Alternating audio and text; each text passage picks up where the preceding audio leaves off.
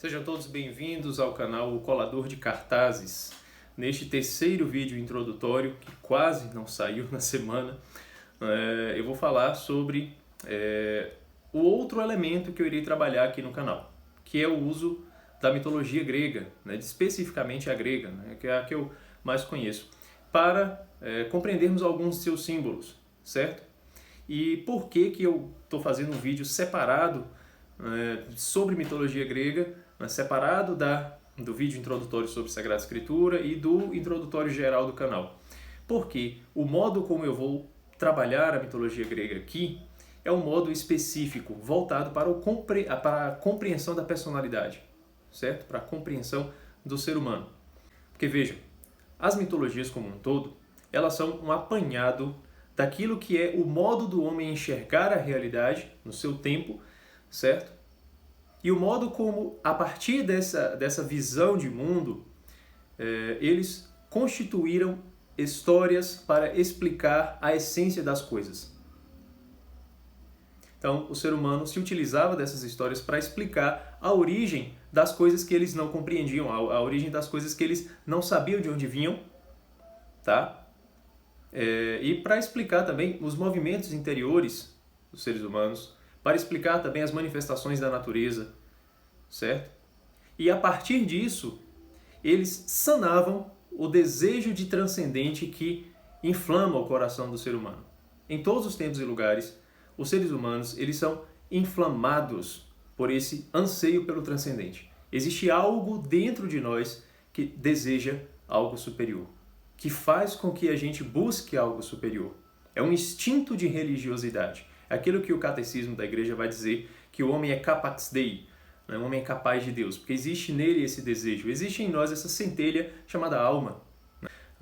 Quais são as camadas dos elementos? A terra e a água estão abaixo, estão na parte de baixo, porque se a gente solta uma coisa de terra, tem aqui um fone, ele vai descer porque ele é mais terra do que ar. A camada de ar é essa daqui. E o que é a água? Se eu derramo a água, ela vai escorrer para o mais profundo possível. A água ela tende para a sua camada original. O ar ele se espalha, então essa é a camada do ar. O fogo, tem um isqueiro aqui, a chama ela está sempre apontando para o alto, ela está querendo subir, mas ela não pode se desprender do seu combustível. Tá? Mas a chama ela tenta subir, então a camada do fogo é acima, a parte de cima. E a alma é feita de quê? De que é feita a alma? A alma ela procura a sua matéria-prima, entre aspas, original, que está acima de todas essas camadas, que é o transcendente, que é o sagrado, tá? Que é Deus. Então a nossa alma ela tem esse desejo e em todas as civilizações, em todas as culturas, o homem tenta encontrar essa divindade, tenta explicar essa divindade, tenta dar nome, tenta cultuar, certo? Todas as culturas fizeram isso. Até as pessoas que se dizem não ter religião, as pessoas que se dizem não crer em Deus, elas procuram uma resposta para o transcendente. Elas estão, na verdade, rejeitando. Elas estão rejeitando, elas não estão desacreditando, elas estão rejeitando esse desejo, esse instinto de religiosidade, essa busca pelo sagrado que está no seu coração, tá? Outros vão procurar outros tipos de religiosidades que não sejam claramente uma religião, mas podem ter fé religiosa em outras coisas. A mitologia, ela é uma resposta para essas questões, tá? A religiosidade do povo antigo, a explicação dos movimentos interiores, a explicação das forças da natureza e a explicação, a história das origens das coisas que eles não sabiam de onde vinham. É mais ou menos isso, tá? A mitologia é mais ou menos isso. Só que o povo antigo, eles eram muito atentos. Eram pessoas que não tinham telas, não tinham redes sociais, não tinham que ficar postando coisas o tempo todo, não tinham que ficar gravando vídeo para postar no YouTube. Então eles tinham tempo para observar esses movimentos da natureza, para observar os animais, os seres humanos, as estrelas. E quando eles descreviam esses mitos, quando eles criavam essas histórias e passavam essas histórias de pai para filho, essas histórias eram repletas de simbolismo natural. Eram repletas de uma percepção atenta. E por isso saíram muito bem feitas. Muito bem feitas. Quando a gente pega essas histórias antigas e a gente vai observar aquilo que está sendo explicado na mitologia, a gente compreende de uma forma superior aquilo que está sendo dito, por mais que seja uma história, digamos, fictícia, certo? Porque o mito ele não necessariamente é uma história falsa, tá? Em primeiro lugar, a gente tem que tirar isso da cabeça. O mito não necessariamente é uma história falsa, mas é uma história que ensina uma verdade que está acima do próprio texto, que está acima dessa própria narrativa, tá certo? Então o mito ele não necessariamente é uma história falsa. Pode ser uma história real, pode haver uma história real que foi utilizada como um mito, como uma mitologia, para explicar uma verdade que está acima dessa própria história. Tá? Então a mitologia grega, é claro, os deuses gregos eles não existem, não é? Mas a gente pode olhar para a Sagrada Escritura, por exemplo, como uma mitologia, a mitologia judaico-cristã, certo? Onde o texto, as histórias, as narrativas estão nos ensinando verdades que estão acima, que são superiores ao próprio texto. As verdades que estão contidas ali são superiores ao próprio texto. Então quando Jesus cura um paralítico, ele não está simplesmente curando o paralítico. Ele está falando através daquele símbolo, daquele mito, que ele quer curar a nossa paralisia. Então existe uma verdade que é superior àquele fato que aconteceu. Aquele fato acontecido, histórico. Tá? Então, vamos tirar da cabeça que o mito é falso, é uma história falsa. Não necessariamente. Então, como é que eu vou me utilizar da mitologia grega aqui no meu canal? Uma frase do professor Moni Nasser, as análises do Moni Nasser são bem interessantes, está aí disponível no YouTube, certo? Análises de várias obras da literatura, certo? Em algumas aulas, ele diz assim, que o mito ele não foi feito para que a gente interprete, mas para interpretar a gente. Então a mitologia foi feita para interpretar o ser humano, e não para o ser humano interpretá-lo. Certo? É claro que quando ele diz isso, ele está fazendo uma interpretação do mito, tá? Então, pelo amor de Deus, a pé da letra não vai funcionar, né? Então ele está fazendo interpretação do mito. Qual é o tipo de interpretação que ele está fazendo? Ele está se utilizando do mito para interpretar o ser humano.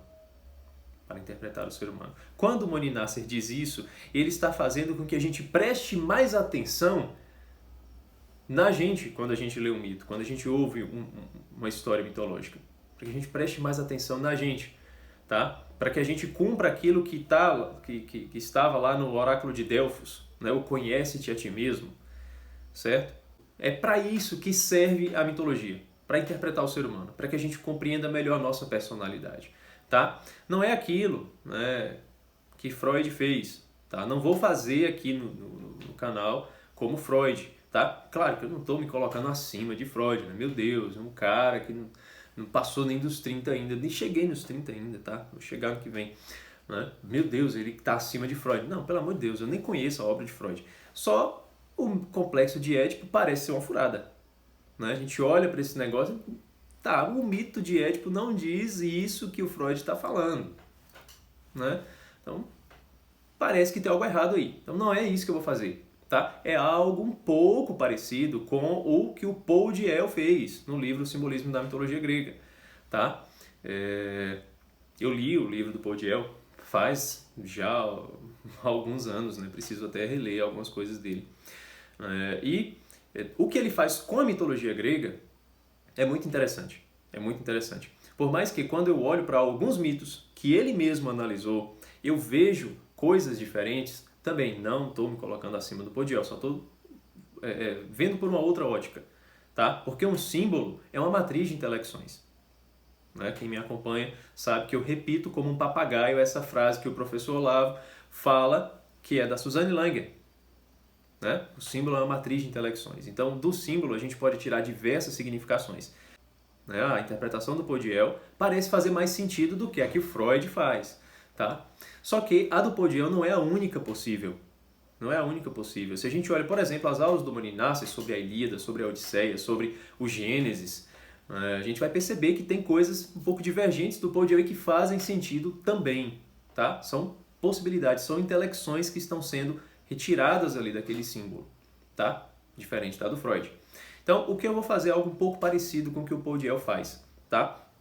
Eu vou olhar para o mito e fazer com que esse mito fale um pouco da personalidade do ser humano, tá? É lógico que eu, que sou um cara de 29 anos, eu sei tudo sobre personalidade. Eu sei tudo, eu aprendi tudo sobre as 12 camadas da personalidade. Não tem um cara que sabe mais do que eu. Eu vou ensinar tudo para vocês. Vocês vão ver os meus vídeos aqui, vão ser expert, vão chegar na camada 12, assim, ó, de forma muito fácil, porque, lógico, eu estudei, você não estudou, então eu sei, você não sabe, eu vou te ensinar. Tá errado, é uma furada, é lógico que isso é uma furada, não é? Então, não estou dizendo que eu sei sobre personalidade mais do que vocês e eu vou agora fazer com que vocês se amadureçam com os meus vídeos. Claro que não. É uma espécie de trabalho de formiga, é uma espécie de tentativa de compreender um pouco mais o ser humano, de compreender um pouco mais a si mesmo, tá? É uma forma de nós olharmos para nós mesmos com o uso da mitologia e nós juntos, tá? Juntos, você e eu, tá? Compreendermos um pouco melhor sobre nós. E eu gosto muito de mitologia, né? Eu gosto muito mesmo de mitologia grega. Antes, né, na Idade da Pedra, quando eu não conhecia a Amazon, nem trabalhava para ter meu salário e comprar livros, eu fiz uma apostila. Eu peguei, que está cheia de poeira, né, uma apostila gigante, né, sobre mitologia grega.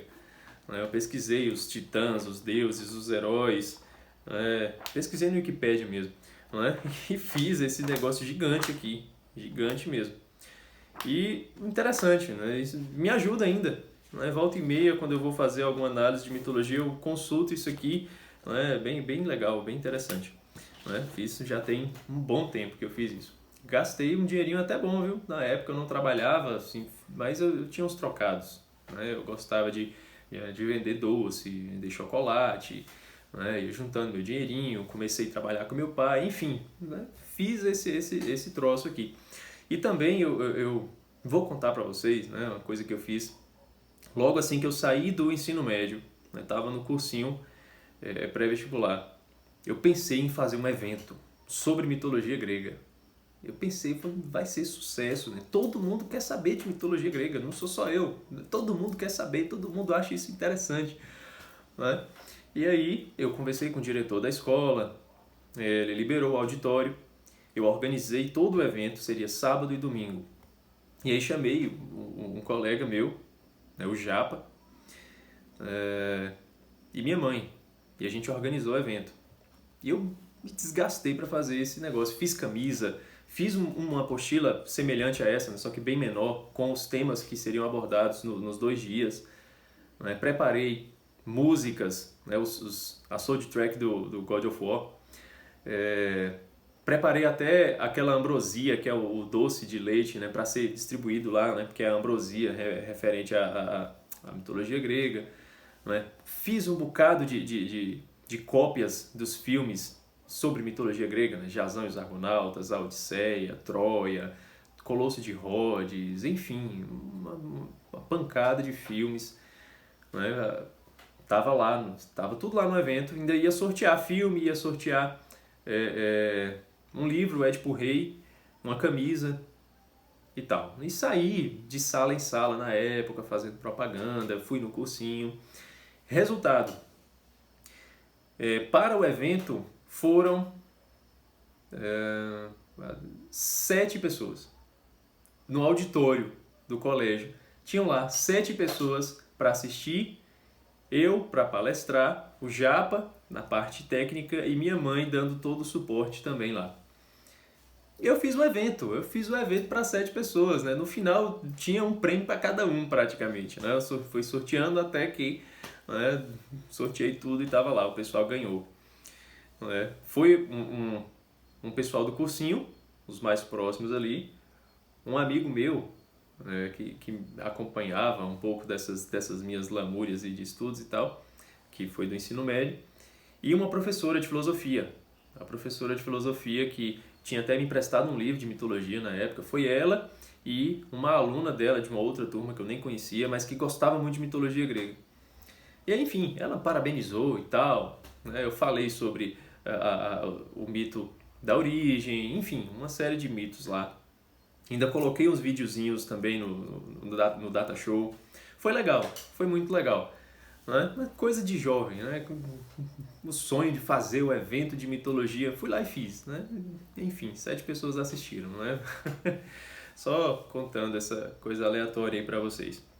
Mas então, tô aqui agora. Né? Tô aqui agora, o trabalho é mais sério. Eu sei que daqui a alguns anos, né, talvez seja um pouco mais sério ainda, né, mas estamos aqui agora. Então, alguns exemplos muito rápidos de análises que serão feitas aqui no canal.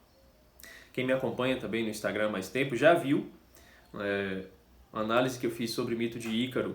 Né? E o que eu falo sobre o mito de Ícaro, o meu modo de olhar para o mito de Ícaro, é um pouco diferente do Paul Diel, certo? É um pouquinho diferente, tá? Então eu falo de Ícaro e a soberba. Ele fala da banalização do Ícaro e tal, tá ali um pouco parecido, mas os detalhes são diferentes, tá? Quando eu olho para as asas que são feitas de cera, né? Cera e penas, né? O que quer dizer a cera? O que quer dizer as penas? Né? O que quer dizer se aproximar do sol, derreter a cera, e o que quer dizer se aproximar do mar e umedecer as penas, tá? O que Dédalo quer dizer, tá? Tudo isso fala do movimento interior da soberba. E tudo o que acontece com o Ícaro, todos esses elementos que eu citei aqui, eles se encaixam no modo de nós entendermos a soberba, tá? O que é a cera, o que são as penas, o que a gente faz, tá? O que a gente faz? Qual é a obra? Qual é o trabalho? Fugir de quê? Fugir de onde para onde? Tá? E onde que começa a nossa ação se transformar numa soberba? Quando a cera se derrete. Quando a cera se derrete ao se aproximar do sol. Tá? O que tudo isso quer dizer? E por que ele cai no mar e morre afogado? Né? Porque as águas o consomem. Né? O que a soberba faz que nos joga no mar? Tá? Tudo isso. Isso pode ser visto, né, lá, acho que tem um vídeo antigo aqui no canal também sobre isso, mas eu vou trabalhar melhor isso também aqui, tá? Eros e Psique também já falei, tem um vídeo aqui no canal, foi uma live que eu fiz no Instagram, tá aqui no canal, de Eros e Psique, né, como que a alma e o amor se relacionam, tá? Quiron, o Quiron, eu ainda discuto com o meu xará, o Kleber com K, tá? Sobre o Quiron, porque ele tem uma visão um pouco ruim do Quiron e eu sou o defensor do Quiron. Eu sou o advogado do Quiron. Eu gosto do cara, né? O Quiron é muito legal. Né? E ele não é só muito legal, ele é uma divindade. Ele é uma divindade que tem o corpo de cavalo, é um centauro, né? O corpo de cavalo e o tronco de um ser humano. Ao contrário dos outros centauros, que podem sim significar aquilo que o Paul Diel vai dizer, aquilo que o Kleber fala também, né? É uma espécie de animalização do ser humano. O ser humano da cintura para baixo foi animalizado, foi transformado num cavalo. O Quiron, ele é uma divindade. O Quiron, ele é imortal. E a divindade, os deuses, aquilo que vem do alto, é algo o bom, o benéfico, a virtude, certo? Claro, sem a graça santificante, né? Porque a gente só vai entender graça santificante no mito judaico-cristão, tá? Principalmente no mito cristão. Tá, com a encarnação do verbo. Né? Antes disso, todas as outras mitologias são apenas espelho. Tá? Mas a gente pode ver em todos os que são deuses, certo? Diferente dos titãs ou dos deuses citônicos. Tá? Mesmo eu sendo defensor do Hades também, né? Eu acho que Hades não é análogo ao demônio, coisa do tipo, né? Então os deuses, eles são algo sagrado. O Quiron, sendo imortal, sendo uma divindade, ele significa, né, o inverso dos outros centauros. Não é a animalização do ser humano, mas a reordenação do lado animal do ser humano. Por isso que ele é o treinador dos heróis. é o cara que ensina os heróis a controlarem o seu lado animal. Certo? E por aí vai, né? Ares e Afrodite, que são o apetite irascível e o apetite concupiscível. Como que os dois são casados, certo? Como que os dois são casados e eles geram a deusa harmonia. Como que existe um casamento entre o concupiscível e o irascível no ser humano para gerar a harmonia. Como que vai acontecer esse movimento, essa dança, para um vencer o outro, certo? Para haver uma harmonia, para que a ira não domine, nem a concupiscência, né, da carne domine. É preciso haver uma harmonia entre os dois. E o mito de Ares e Afrodite nos ensina isso, tá? E outras coisas que serão ditas aqui, tá certo?